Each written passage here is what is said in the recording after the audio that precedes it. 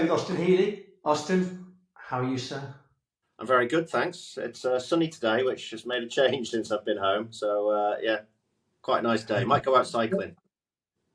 Do that. Welcome back to the sunshine and take advantage because it's all going horribly wrong, I think, over the next few days. Listen, thanks for joining me. Tenuous links into business, but I think one of the kind of what I suppose my question is, starting questions is that I'm fascinated by rugby over the last few years as kind of it's changed enormously in terms of like rules being introduced, and a lot of it is around obviously the head injuries, etc., but just the continued evolution of rugby. And I think my question is: do you look at it firstly, kind of enviously that you're not still playing, or you're happy that like, it's just too confusing now, and it's too much for you now, and you're happy that you've retired? And how do players cope with this level of change? Because drawing into business, I suppose, kind of with regulations and everything which we have out there, it's the same thing that we all have this massive amount of change going on. I think it's difficult, but unlike business, you get set parameters at the start of each season, which don't change through the course of the next 12 months. So with rugby, yes, the laws have changed. They've been modified and different interpretations come in. But essentially, you just have to be flexible enough to adapt. And the hardest thing, I think, for all the players has been the tackle height. So you're seeing lots of players being sent off for tackles which they would perceive to be an accident sometimes. But that's more about education and the long-term growth of the game, I think. And this is the teething period where it's going to be a bit painful for a lot of people and a little bit confusing for supporters who don't really understand the process and are just watching the game as a fan. So that's the difficult part that rugby's going through with the change in the laws. Do I wish I was still playing? Maybe for the pay, but not for the pain. Fair play. So is it a suck it up to the players over that you have to understand the long term vision of where rugby needs to get to, and therefore you guys just seem to be the unfortunate people? Without getting into too much depth, I think probably, yeah. You just the players are the ones that often shoulder the burden of change, and I think that we're seeing that with them now. You know, the Curry one that we saw in the World Cup was a difficult one for people to understand, and there was probably 4 or 5 others that most people watch and go, well, that's exactly the same, but the outcome's not the same, so there's no consistency, and that's the difficult thing. How do you relate that to business? I'm not so sure you can, other than just overcoming adversity at different times that you haven't foreseen. And, you know, I suppose it's the old Mike Tyson quote, isn't it? Everybody's got a good plan until they get punched in the face and shocked, and then you just have to react. And so how do you view the state of rugby right now? Are you positive? Are you feeling kind of it's in a good place? I think it's been through its difficult period. The government asked rugby to continue during COVID for entertainment value whilst people were sat at home, as it did with football. Rugby needed money for that to continue, but now it's got the hangover of that debt.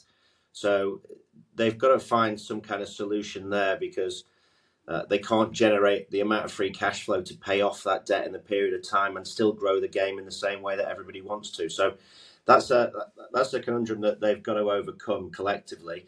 But to watch as a sport, I don't think it's ever been better. I don't think it's ever been quicker. Yes, it can be frustrating at times, but I think you want sport to be that. You don't want it to be too sterile and too bland. And I think it's been the Gallagher Premiership in particular over recent years has been an amazing spectacle. And for you, Austin, as you moved kind of post your rugby career into kind of commentating and kind of media, how's that been? How's your transition been?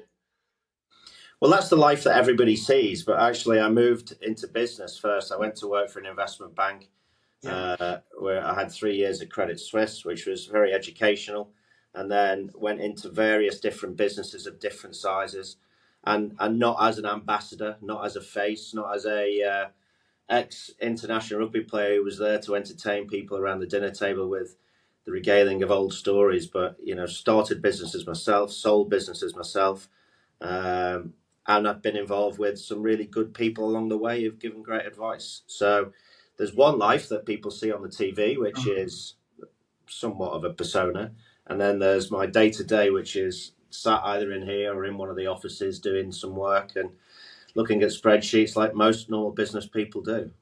And did you always have that plan? I was going to say ambition to go into business, but kind of I'm that's strong. Was it always the vision that that's what you're going to do because you always have an interest in that side?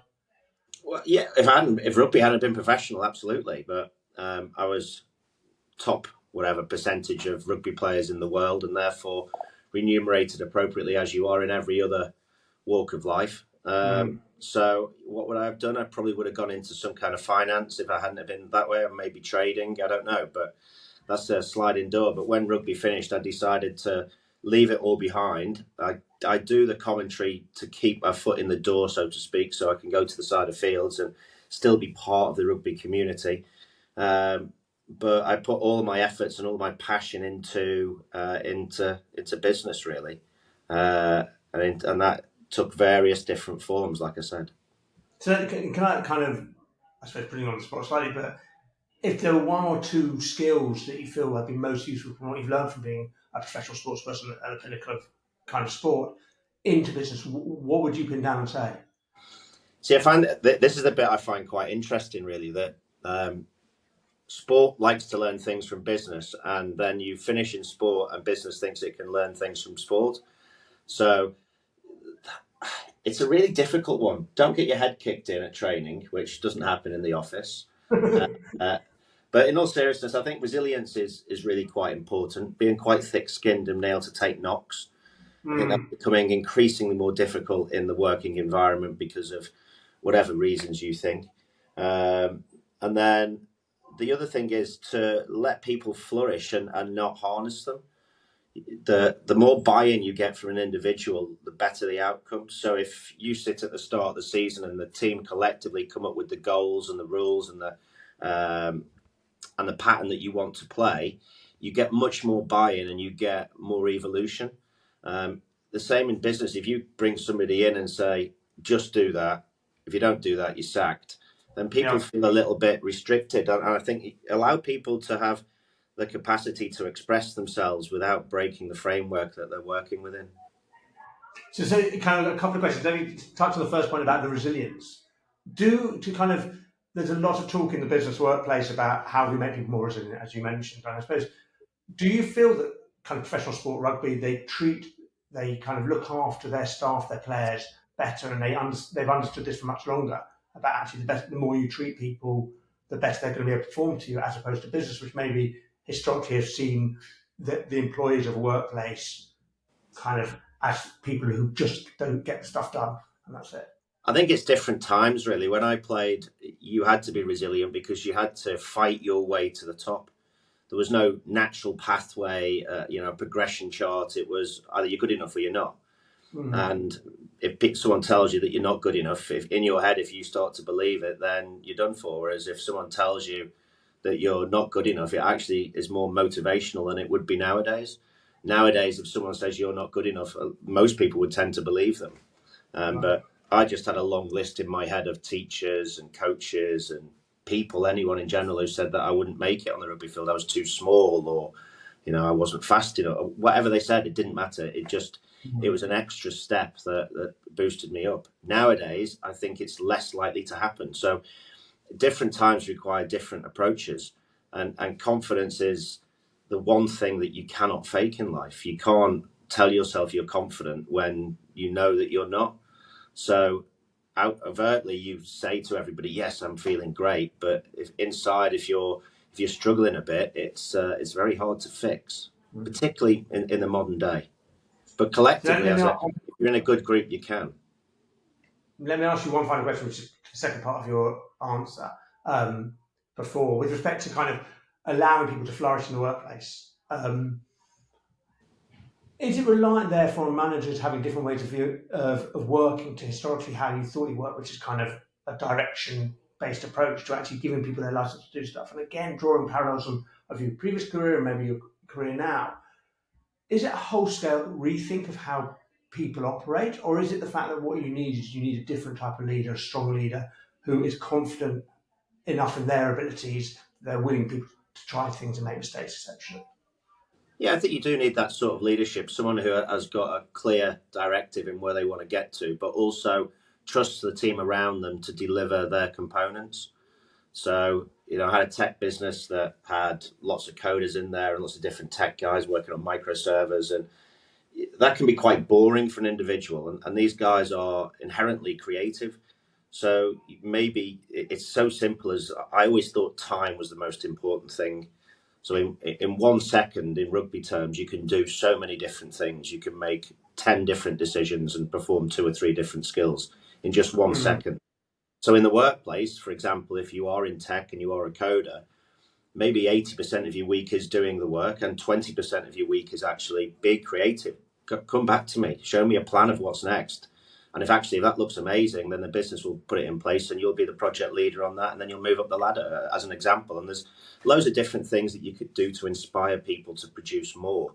Because everybody's got an idea. Everybody sits down each day and does their monotonous work, which maybe not be monotonous, but it's their bedrock.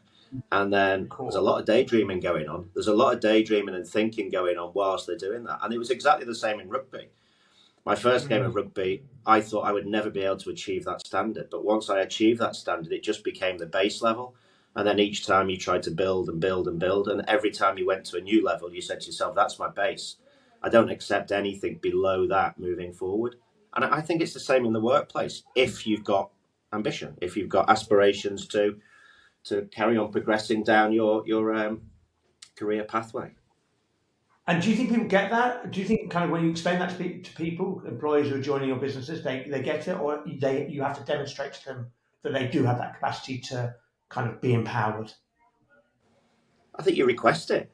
If you're a good candidate and you're buying into someone's business and you're telling them, look, I'm committing myself to your business now, that's a big thing to say. You're committing yourself to our business, and actually I'll do the work that you've asked me to do, but also, do you mind if I'm quite creative and come up with some ideas? Absolutely, would love to see that. Because any business owner that thinks that they know everything about their business and they'll evolve it all themselves is just kidding themselves. Austin Healey, on that point, which I really like, thank you so much indeed for your time today. It's been lovely speaking. Thanks very much. Yeah, and I hope people are interested enough to hear what I have to say. I doubt it, but let's see. No, yeah, I personally found it fascinating. So listen, if I'm Joe Public as such, and I'm sure there'll be lots and lots of people. Cool. Cheers.